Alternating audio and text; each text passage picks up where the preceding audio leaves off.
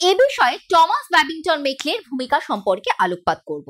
Lord বেন্টিঙ্কের আইন সচিব Thomas Babington Macaulay জনশিক্ষা কমিটির সভাপতি নিযুক্ত হওয়ার পর ভারতের প্রাচ্য এবং পাশ্চাত্য শিক্ষা পদ্ধতিকে কেন্দ্র করে এইচ.টি. প্রিন্সেস, কোলব্রুক প্রমুখ কর্তৃক প্রাচ্যবাদী ও ওরিয়েন্টালিস্ট এবং Babington Macaulay, Alexander Duff, Sanders, কোলজিন প্রমুখ পাশ্চাত্যবাদী বা অ্যাংলো-স্যাক্সন নামে দুটি দল তৈরি হয়।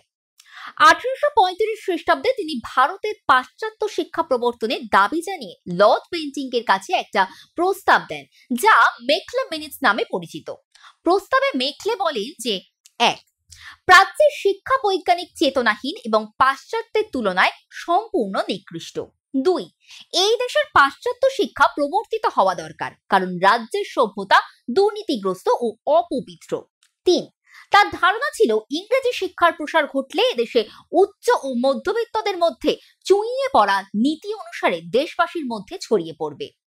1835 খ্রিস্টাব্দে মেকলে প্রস্তাবের সুপারিশ মেনে লর্ড বেন্টিঙ্ক এদেশে ইংরেজি শিক্ষার প্রসারকে সরকারের শিক্ষানীতি হিসাবে ঘোষণা করেন।